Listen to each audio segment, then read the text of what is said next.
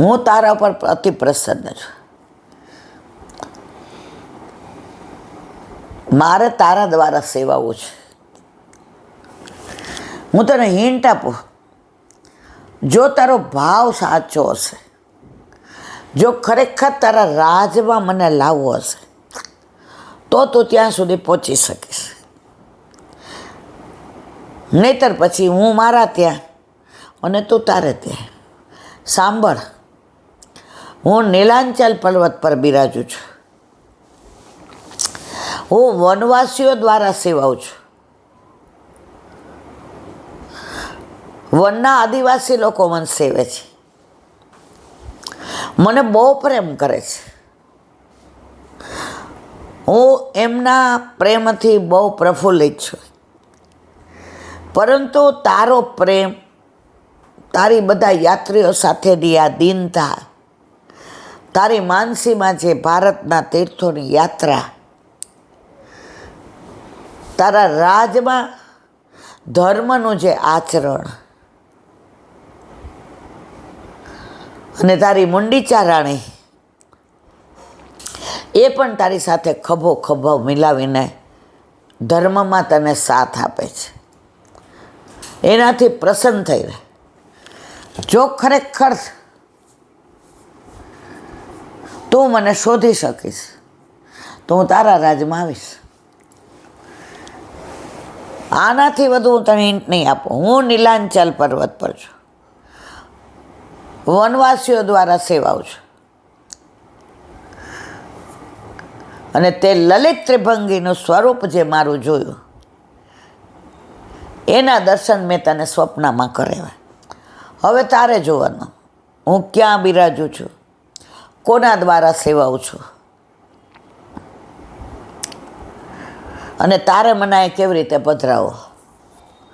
ઇન્દ્રદેવની આંખ ખોલી તો સવાર પડી ગઈ હતી. હવે પોતાનું આટલું મોટું રાજ, આટલી વ્યવસ્થા, એના સિવાય કોઈ સંભાળી શકે નહીં. અને એનો નિયમ કે દરેક યાત્રી જાય તો મારે, અને દરેક વખતે બધા જુદું જુદું સરસ વર્ણન કરે. રાજા માનસીમાં ત્યાં પહોંચી જાય. એટલે એનો ભાઈ હતો, એનું નામ હતું વિદ્યાપતિ. એ બહુ આમ બાહોશ હતો. રાજવીઓ બાહોશ જ હોય. એણે રાતના બોલાવ્યો કે વિદ્યાપતિ, તું મારા સૈયા મંદિરમાં રાત્રે આવજે. મુંડીચા રાણી અંદર વ્યવસ્થામાં હતા. વિદ્યાપતિ એટલે નાનો ભાઈ આવ્યો. એને કીધું કે આવી રીતે છે, નીલાંચલ પર્વત પર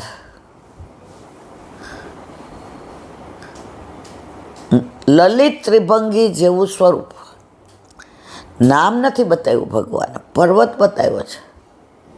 અને બીજી હિન્ટ એ આપી છે, એ વનવાસીઓ દ્વારા સેવાય છે. તો તું નીલાંચલ પર્વત જા અને તું આ ભગવાનને ગમે ત્યાંથી શોધી અને કેવી રીતે અહીં પધરાવા, એ જવાબદારી તારી. બે ભાઈઓમાં સબ બહુ હતો. મોટા ભાઈ, તમારી આજ્ઞા શિરોમાન્ય. કામ કરીને આવજે, નહીતર આવતો નહીં. વિદ્યાપતિ કે બસ આશીર્વાદ આપો. ભાઈ ભાભીના આશીર્વાદ લઈ વિદ્યાપતિ નીલાંચલ પર્વત પર આવ્યા. હવે એ તો કેટલો મોટો, ક્યાં શોધવા?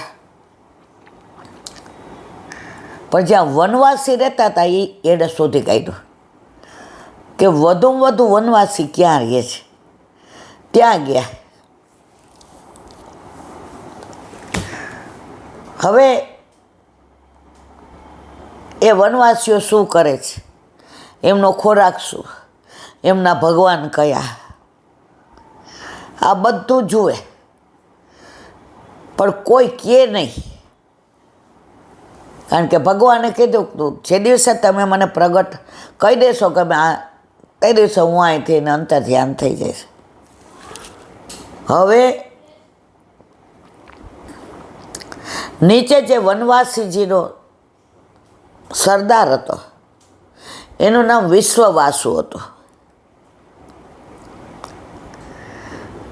એ વિશ્વવાસુ એકદમ પવિત્ર, અને એ જુએ કે સવારે વહેલા ભીના કપડાં પહેરી હાથમાં ચંદન ઘસેલું પુષ્પ લઈ અને નીલાંચલ પર્વત પર જાય છે. પણ પાછળ એટલા બધા વનવાસીઓ ઊભા હોય કોઈ એની પાછળ જઈ ન શકે. અને આ બધા એ ભગવાનને એવા માને કે કોઈએ દર્શન નહોતા કર્યા. એકલા વિશ્વવાસુ સવારે સૂર્યોદય પહેલાં જાય અને સૂર્યાસ્ત પહેલાં પાછા આવે, ત્યાં સુધી એમની સેવા કરે. હવે આણે જોયું કે અહીંયા તો આપણો મેળ પડે એવું ને, વનવાસીઓ ભાલા લઈને ઊભા જ હોય, તમે હું કે ચોય ન કરી શકો. હવે એણે જોયું કે વિશ્વવાસુની આસક્તિ ભગવાન સિવાય બીજા સેવા છે. તો એને એક દીકરી હતી, એનું નામ લલિતા.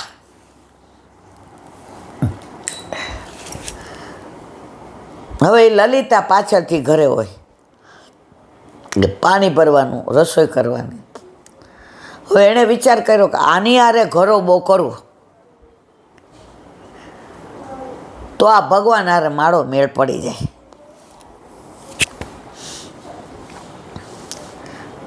હવે લલિતાની હારે ગરોબો કરવો સહેલી વસ્તુ નહીં.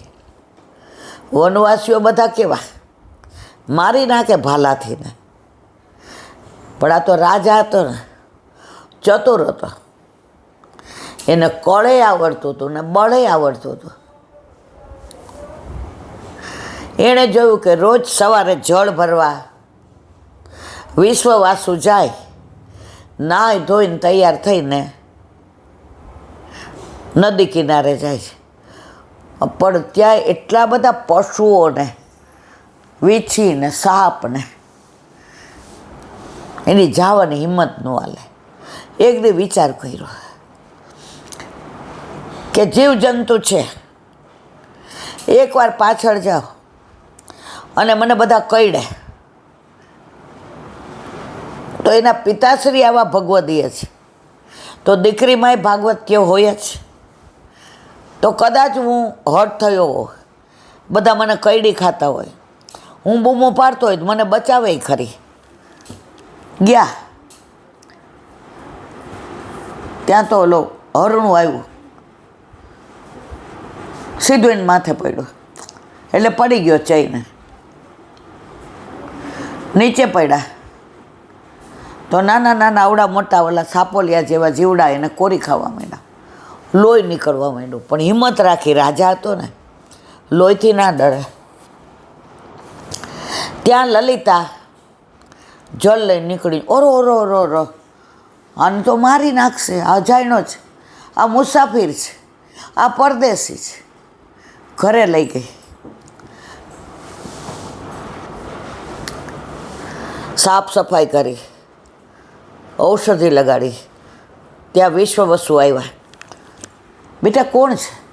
આ પરદેશી છે. ને આવી રીતે હરણે માથે પડ્યું, પડી ગયા નીચે જીવજંતુ કોર. ચિંતા કરમાં, બધી ઔષધિ આપણી પાસે, એને સાજો કરીને ઘરે મોકલશું. પૂછ્યું ક્યાંથી આવો છો? આવી રીતે જગન્નાથથી આવું છું, યાત્રા કરવા નીકળો છો. વચ્ચે વનવાસીને જોયા તો તમને બધાને જોઈને અહીંયા થોડા દિવસ રહેવા. કાંઈ વાંધો નહીં, રહ્યો. એટલી સેવા કરી કે વિશ્વવસુને એના તરફ લાગણી થઈ ગઈ, અને લલિતાજીના મનમાં પ્રેમના અંકુર ફૂટ્યા. વિદ્યાપતિ તો કુંવારા જ હતા. એ કે ભગવાન આપણા રાજમાં આવતા હોય તો હું તો વનવાસી સાથે લગ્ન કરવા તૈયાર છું, પણ પોતે વ્યક્ત ન કર્યું કે ક્યાંક હું વ્યક્ત કરું અને મારી નાખે કે કાઢી મૂકે તો મારા ભાઈનો પર્પસ ન થાય કે અમારા નીલાંચલ પર્વતના ભગવાનને અમારે ત્યાં લઈ જવા છે. થોડા દિવસ ત્યાં સાજા થયા પછી તો વિશ્વ વસુને મદદ કરાવે, લલિતાજીને લાકડાને લઈ જવામાં. લલિતાએ કીધું, પપ્પા બાપા એમની ભાષામાં, મને આની તરફ ચાહત પ્રગટ થઈ છે, મારા વિવાહ એની સાથે કરાવી દે. વિશ્વ વસુ કે મારા મનમાં વસી ગયો, પણ પરદેશી છે, પૂછી જોઈએ કાયમ અહીંયા રહેશે. એકવાર સાંજે નીલાંચલ પર્વતથી ઉતરી જમતા હતા ત્યારે પૂછ્યું, ખાવાનું એકદમ શુદ્ધ, સાત્વિક, પૂરેપૂરા વૈષ્ણવ, કે લલિતાનો પાણી ગ્રહણ કરશો? એ કે હું તો એકલો છું, તમે મને એને લાયક સમજો, હું નસીબદાર છું, મારા વિવાહ થયા નથી. લગ્ન કરી દીધા, ત્રણેય જણા આનંદથી રહીએ. હવે થોડાક દી થયા એટલે વિશ્વ વસુની પાસે રાતના બેઠા હતા. લલિતા કે મને ઊંઘ આવે છે, હું જાઉં છું, તમે આવો ક્યાં? પિતાશ્રી, હું તમારો જમાઈ કે દીકરો? સંબંધની રીતે જમાઈ, પ્રેમની રીતે દીકરા, તો મારે તમને રોજ હું પગ દાબી દઉં? વિશ્વ વસુ, ના, તમે પર્વત પર જઈને આવો છો, એમ કરીને વાત કઢાવવા માંડ્યો. સવારે જાઉં છું, સાંજે આવો છો, કશું આવીને સાંજે પાણી પીઓ છો, તમારા જેવા ભગવદીય સસરા મળ્યા છે, હું તો એને ભગવત સ્વરૂપ માનું છું, મારે તમારા ચરણ ચાપવા છે. ચરણ ચાપવા માંડ્યા. 2-3 દી કાંઈ ન બોલ્યા, બોલો તો રાજી. વિશ્વ વસુ કે અરે કેટલા જન્મના પુણ્ય હશે આવો જમાઈ મળો. લલિતાના મોઢે વખાણ કરે, લલિતાએ વખાણ કરે કે લાકડા લાવવાથી માંડીને, કાપવાથી માંડીને બધું કામ એ જ કરે છે, જળ ભરવાથી માંડીને, અને આખો દિવસ તમારી સરાહના કરે છે. વિશ્વ વસુ તો રાજી. હવે આણે જોયું કે હવે બરાબર તૈપું છે. અઠવાડિયા 10 દી પછી કે પિતાશ્રી, સવારે ક્યાં જાઓ છો? તમે 3:30 બ્રહ્મ મુહૂર્તમાં ઉઠીને આટલું બધું ચંદન ઘસો છો, તમે ફૂલ ચૂંટો છો, તમે માળાજી બનાવો છો, તમે ભોગ લઈ જાઓ છો. એ કે બસ હું ઉપર પર્વત દેવના દર્શન કરા. એ કે યોગ્ય ના લાગે તો ના કહેતા, પણ આપની હવે ઉંમર થઈ તો આપણા પછી આપનો દીકરો કરે. દીકરો તો છે નહીં, તો દીકરાની જગ્યાએ આપને આસક્તિ કોનામાં? કે તમારામાં, જમાઈમાં. તમે ખૂબ જીવો, પણ માનો કે લીલામાં જાઓ તો પછી તમે જે ભગવાનની સેવા કરો છો કોણ કરશે? બોલો કે વાત તો સાચી છે. તો મને એના દર્શન કરવા લે, મારે બીજું કાંઈ નથી કરો, હું ખાલી દર્શન કરીશ, અને તમે નહીં હો ત્યારે હું એની સેવા કરીશ. વિશ્વ વસુ કે એક શરત, અહીંથી હું તમને સવારે અંધારામાં લઈ જાઉં, આંખે જાડા પાટા બાંધો, તમને કાંઈ દેખાય નહીં, એના દર્શન કરી અને તરત તમને મૂકી જાઓ, પછી હું સેવા કરું. કાંઈ વાંધો નહીં, જેવી તમારી આજ્ઞા. સવારે તૈયાર થઈ ગયા, નાહી ધોઈને, ભીના રેશમી કપડાને. આ તો રાજવી હતો ને, ચતુર હતો. તો હાથમાં 2 મુઠ્ઠી ભરીને રાઈ લીધી, રાઈ સરસો. જેવા હાલવા માંડ્યા, રાય વેરતો ગયો કે આ જ રસ્તે જવાનું. ત્યાં ગયા, પાટા ખોલ્યા,